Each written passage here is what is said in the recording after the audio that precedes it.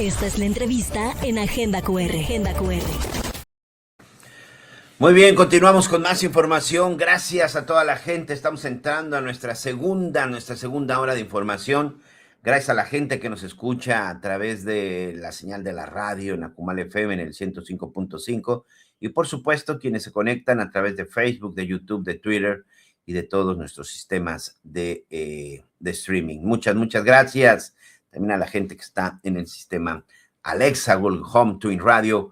Muchas gracias. Hace unos días el gobierno de México presentó pues sus cifras en materia de personas desaparecidas.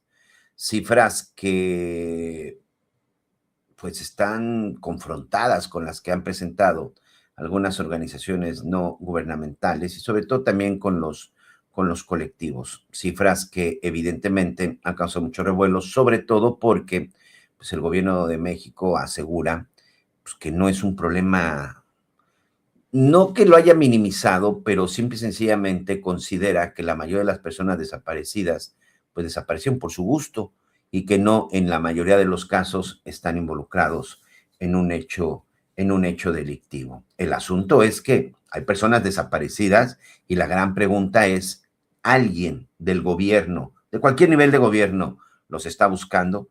Yo le quiero dar la bienvenida al licenciado Humberto Guerrero.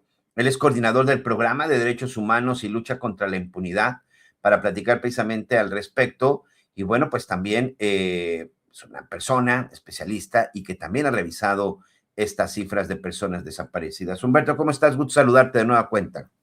¿Qué tal, Miguel? Muy buen día. Gracias por el espacio.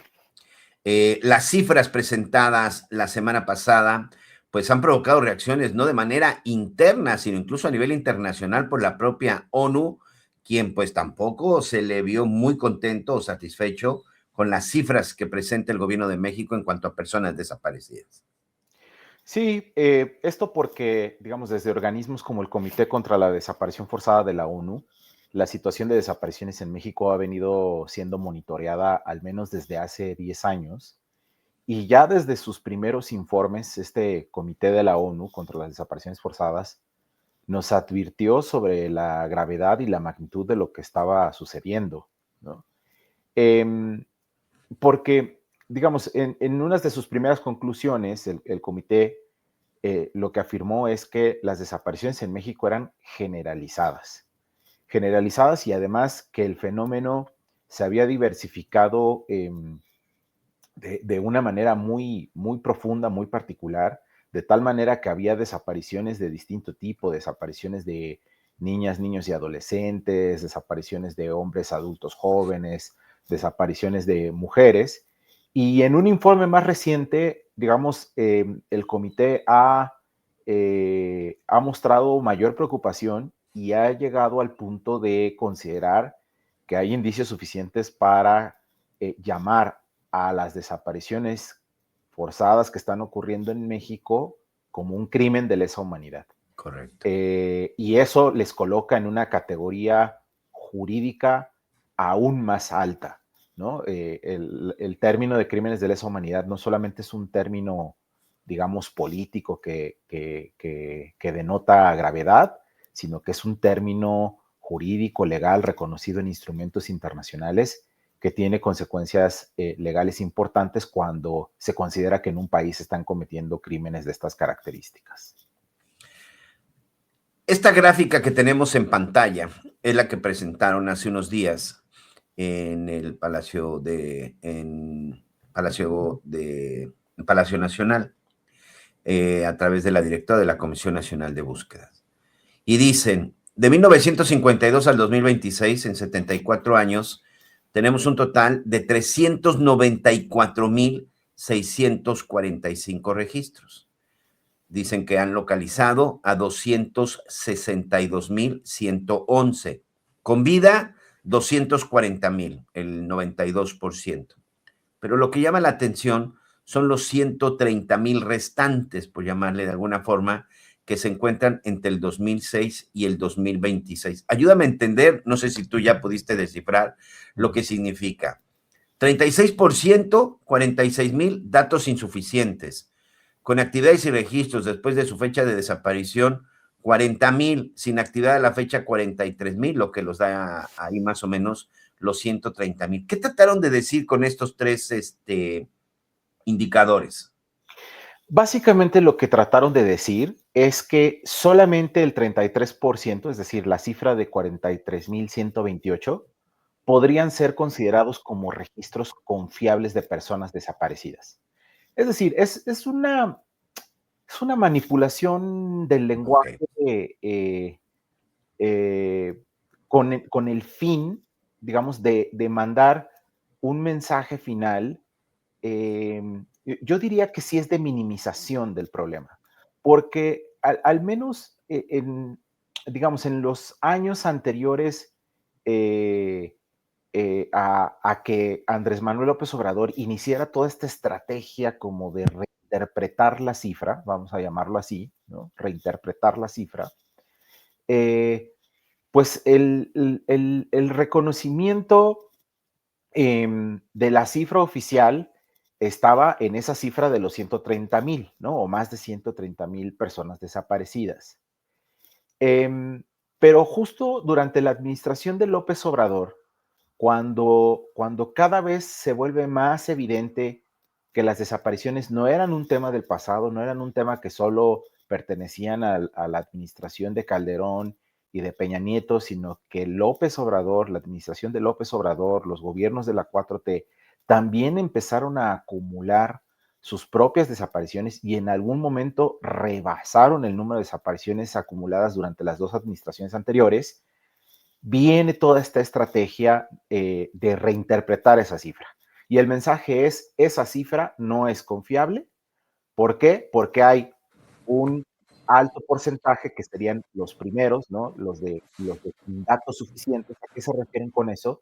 Se refieren a registros de personas desaparecidas que de acuerdo con la información que nos dan, no tienen datos suficientes para considerar si realmente la persona está desaparecida o no.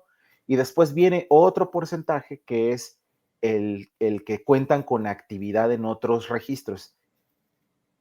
Con eso lo que quieren decir es personas que están registradas como personas desaparecidas, pero que en fechas posteriores a su desaparición presentan alguna actividad en algún otro registro, como el registro civil, registro de la vacuna COVID, o de programas, de los programas sociales justo implementados en estas administraciones. Y entonces, son personas que la autoridad no tiene corroborado o confirmado que efectivamente ya no están desaparecidas o que son localizables, eh, pero que desde su punto de vista sí son cuestionables, puesto que presentan movimientos en otros registros. Por eso digo que al final, digamos, toda esa lámina, toda esa gráfica que se presentaba hace un momento, pues está cargada de una narrativa y esa narrativa a lo que nos quiere llevar es a que en realidad no hay tantos desaparecidos como se había venido manejando. Pero Ah, ojo, yo lo primero que diría es que el, aún si tomamos su cifra de más de 40,000 personas desaparecidas como o registros confiables, hay que decir que es una cantidad de personas desaparecidas sumamente alta. Solamente para poner un ejemplo o para tratar de dimensionarlo, en la Argentina de la dictadura militar, el registro oficial que se tiene es de 30,000 personas desaparecidas y eso es un escándalo, lo sigue siendo, y además fue una situación considerada como crímenes de lesa humanidad. aquí están las cifras también de por sexenio, y a pesar de lo que digan y a pesar de lo de discurso, y son cifras de ellos, son cifras en determinado momento del Secretariado Ejecutivo del Sistema de Seguridad. Y bueno, pues Andrés Manuel López Obrador, el primer sexenio de la llamada Cuarta Transformación, pues encabeza por mucho el número de desaparecidos, Humberto. Así es justo lo que mencionaba hace un momento, cuando les estalla en la cara este dato, ¿no? De que solo en la administración de López Obrador habían acumulado ya más desapariciones que en los sexenios anteriores, es cuando el gobierno, desde nuestro punto de vista, priorizando la política y no la atención del problema público, deciden entrar a esta especie de estrategia narrativa para, digamos, a través del discurso, matizar o minimizar el problema. Ahora, la pregunta que nos hacemos todos, ¿verdaderamente hoy tenemos las herramientas, la tecnología, el personal necesario y suficiente para buscar a las personas? ¿Hay alguien? No dejemos de un lado los colectivos, que sinceramente este informe me pareció una falta de respeto, una cachetada para todos esos grupos de colectivos y luego con el respaldo también de la ONU, pero el hecho es, hoy en el gobierno, en los 3 niveles de gobierno, ¿hay alguien que verdaderamente esté buscando personas desaparecidas? Lamentablemente debo responder con un no a esa pregunta, pero quisiera explicarla, ¿no? En 2017 se aprobó una ley general en el tema, ¿no?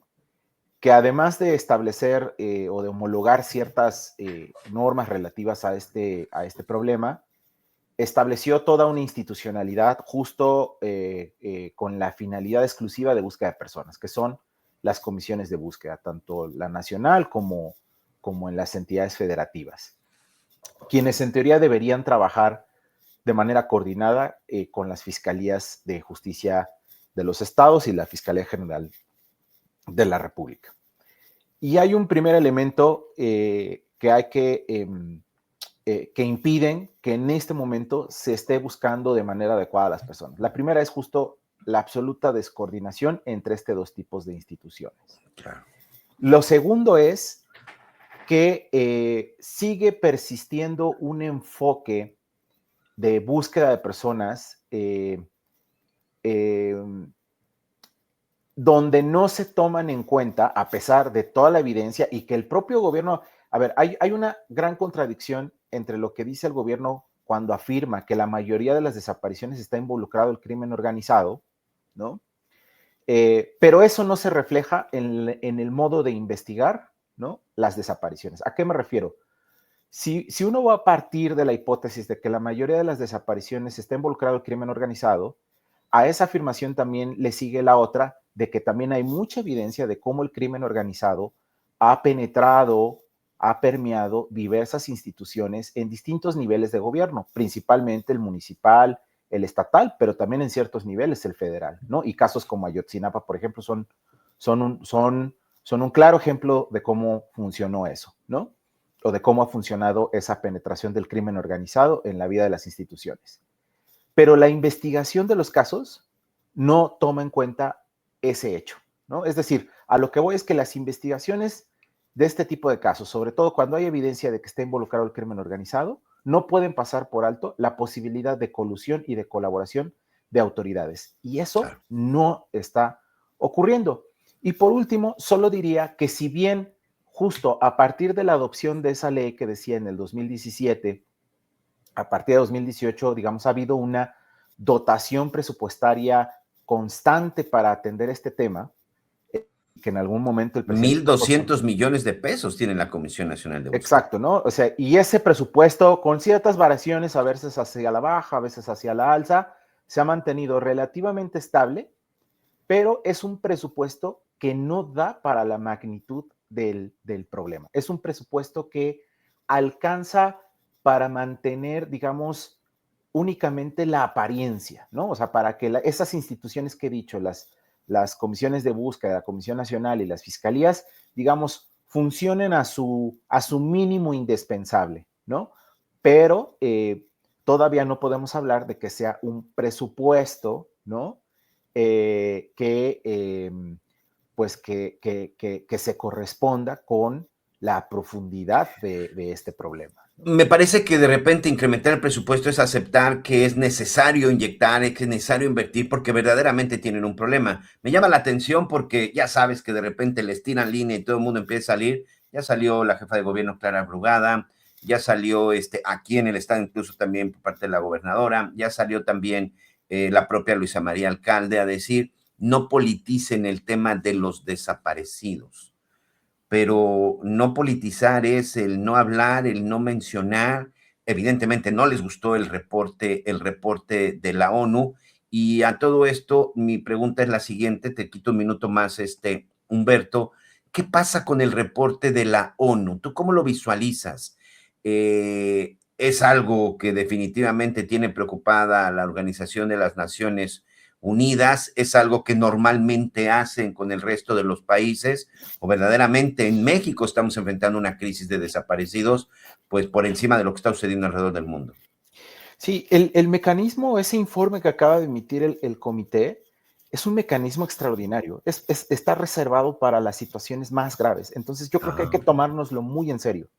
O sea, es un tipo de reporte, voy a hablar un poco en términos de artículos, es un tipo de mecanismo previsto en el artículo 34 de la Convención sobre Desapariciones Forzadas de la ONU.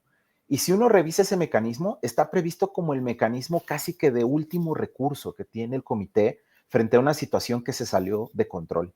Entonces, no hay que tomarlo a la ligera. Yo lo que diría sobre la postura que han expresado distintos actores políticos y la propia presidenta es que está bien, puede no gustarles, pero que se lo tomen con calma, que lo tomen con seriedad y que en lugar de estar en una discusión sobre si el comité tenía sesgos, no es imparcial, etcétera, mejor empecemos a sentarnos a dialogar con seriedad sobre qué hacer con ese informe, sobre cómo acudir a la Asamblea General y que el gobierno mexicano acepte la ayuda que Naciones Unidas esté dispuesta a darle, porque esa es otra cosa muy importante.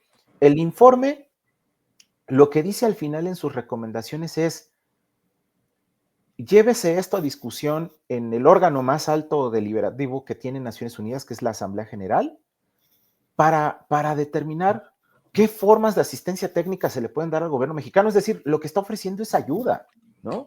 No se le está condenando. Ayuda que definitivamente, difícilmente aceptarán, porque es lo que está ocurriendo con el aceptar ayuda es aceptar que tienes un problema, y no solo que tienes un problema, sino que tú no puedes resolver ese problema, y si hay algo que hemos visto en estos gobiernos de la Cuarta Transformación, es reconocer cuando tienen un problema, Humberto. Sí, les cuesta muchísimo, y yo finalmente diría que México aceptó voluntariamente y firmó voluntariamente, ratificó la convención que regula este tema a nivel de Naciones Unidas, y esa convención expresamente dice que el órgano, por así decirlo, la autoridad que tiene la facultad para interpretar la convención y para determinar cómo se aplica es el comité, y que México venga ahora a cuestionar la decisión del comité es una expresión muy grave de falta de institucionalidad, de respeto al Estado de Derecho. Y creo que en el ámbito internacional, México es un país que particularmente debería importarle que se cumpla con el Estado de Derecho, porque tenemos como vecinos a un país, ¿no? Estados Unidos, que los mensajes que ha mandado en este último año particularmente es que no le importa el Estado de Derecho internacional, ¿no? Claro. Y creo que México debería posicionarse de manera distinta frente al derecho internacional, y aunque no le guste, pues decir, bueno, lo voy a acatar, voy a ser institucional, ¿no? Porque yo, en ejercicio de mi soberanía y voluntariamente, acepté estas reglas. Pues ahí está el análisis. Es algo que hoy miles de personas en nuestro país están buscando a un ser querido. La desaparición de una persona, me tocó como reportero ver muchos casos, es algo terrible, termina con una familia, destroza una familia. Perdón la comparación, pero no es lo mismo saber que te mataron un hijo, una hija, lo sepultaste y está descansando y estás buscando justicia, a una persona desaparecida. Es el caso de Ceci Flores, buscando a su hijo hasta que finalmente lo único que encontró pues fueron huesos. Ella lo encontró. Y así está en la mayoría de los casos. En la mayoría de los casos son los padres, las madres, los hermanos, los esposos, las esposas, los que están encontrando a sus desaparecidos. Un tema que dicen, no queremos que se politice, pero es un tema que por supuesto es el que tenemos, uno de los temas del que tenemos que seguir hablando. Humberto Guerrero, señor, gusto saludarte, muchas gracias. Saludos, Miguel, muchas gracias. Saludo a la audiencia de en Quintana Roo.